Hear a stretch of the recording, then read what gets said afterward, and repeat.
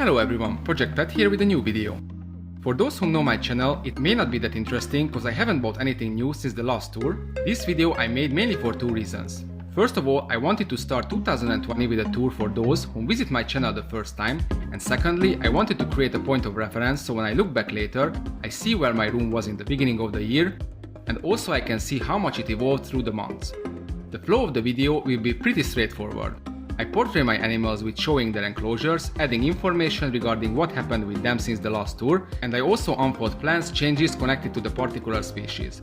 I will go into details when there are major changes I'm planning to make, so it will be clear what to expect in the future. I'm not really sure which animals are more interesting for you guys. I try to make the segments longer, which I think more appealing, or the particular animal has more to share. I will try to tell not just the good but the bad parts as well, those things that I did wrong or didn't do even though I should have done. I want to build this video this way because I want to show that keeping a large number of animals requires a lot of attention, time and effort even on those days when you are sick, tired or just occupied with something else.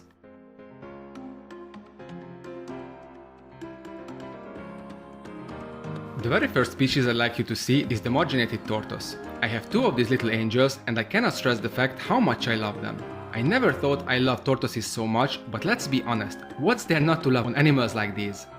These tortoises I had to buy for my kid when we went to an expo in Budapest. My kid grew up watching Camp Cannon, so his choice wasn't a surprise at all. By the time he wanted his first animal, I had my collection as it is now, but when daddy keeps so many animals, how can daddy say no when his son wants one on his own? Obviously, I could not and did buy the little ones. Now that my wife and my son are living separated from me, I'm taking care of the tortoises and I would never ever part from them, I love them so much. Is there anything I would like to change on their enclosure? Yes, everything. They live in an open glass tank which got to be small, so moving them is a high priority task I must do. Keeping tortoises in a glass tank is not advised anyways, their brain cannot process transparency. The only reason they are not trying to go through the glass is the fact that there are objects right next to their place from three sides. The new enclosure will be above the single skink tank below the window, so in summer they can enjoy sunlight from their new enclosure, which will be a turtle table made from wood. They will also get new accessories, hides, water balls, etc.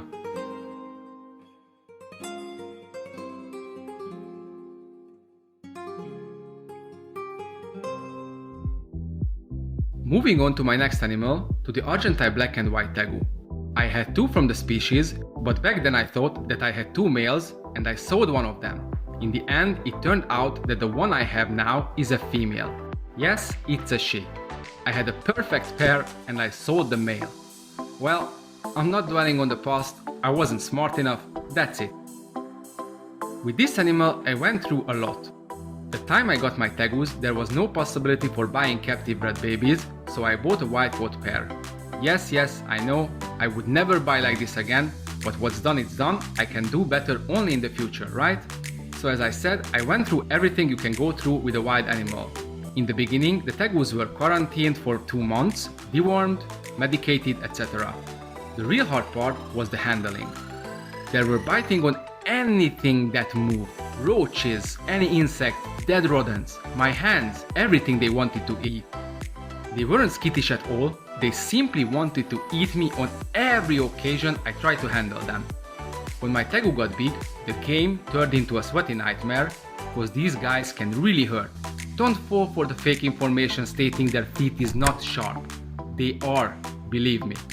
Anyway, now my Tegu is pretty much tame, but I would never let anyone handling her alone.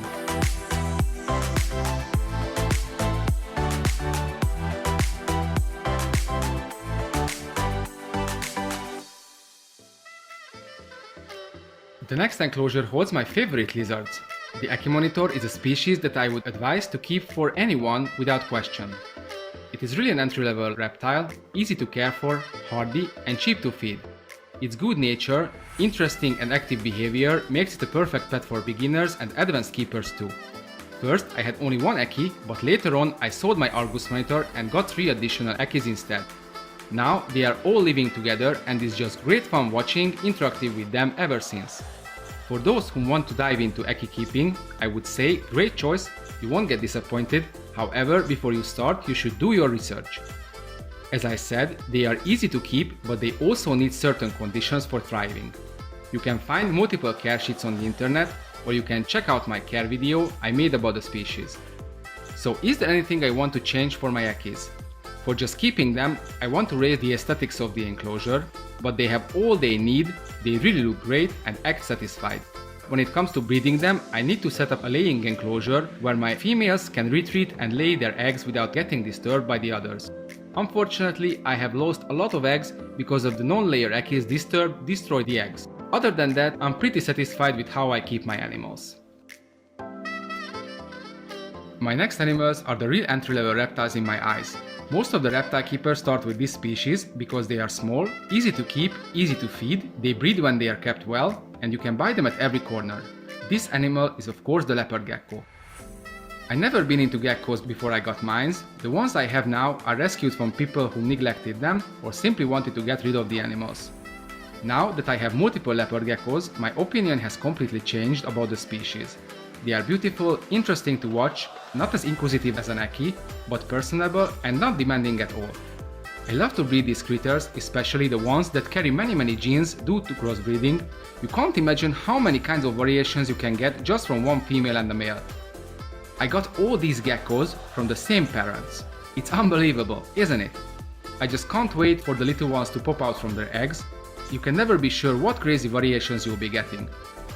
My geckos are pretty fine, but they'll be moved nonetheless because I want to have every leopard geckos at the same place, and I also would like to have every single gecko separated and kept individually.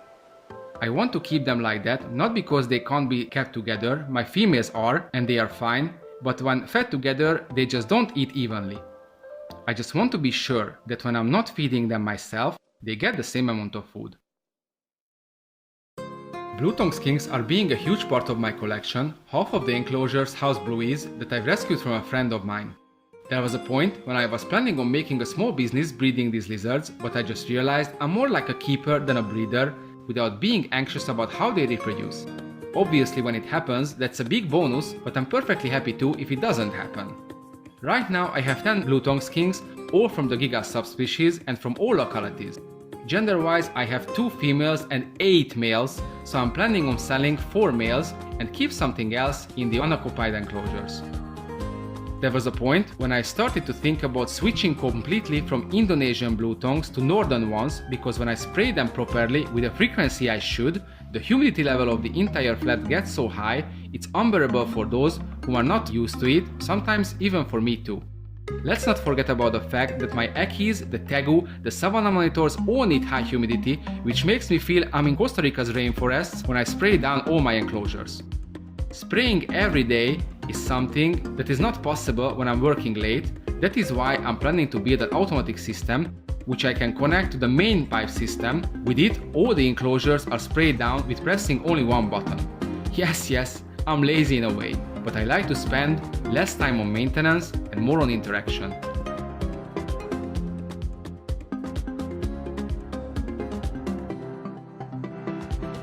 The last species I would like to show is the Savannah Monitor. The reason I left them last is that I have a lot of things to share about the animals in particular and about Savannah Monitor related stuff in general too. The first thing I would like to mention is the care video I made about the monitors. Multiple people commented that it is not right how I pictured the feeding part. Well, I stated that insects are the best food source for the lizards, but I did not stress that insects should be the main part of their diet, otherwise they can develop multiple health-related issues. So people, hear me out. Savannah monitors must eat mainly insects, which you can balance out with whole prey items occasionally. I will do this species more justice in an advanced care video in the future. The reason for that is actually I underestimated the demands of the species, and I want everybody to know what it really means to keep a savvy. I have 2 from these animals. I keep a male and a female separated. The female I have raised myself, the male I got from a friend as a doll. With my female I had absolutely no problem. She is in her 8th year, she is healthy and almost perfect. I say almost because she went half blind last summer. She lays infertile eggs twice per year, and last time she digged a hole for the nest, she got dirt in one of her eyes, which caused an infection. It's normal that I leave her nesting for 3 to 5 days, and just after 5 days I saw the eye, which was unsavable even with treating the infection.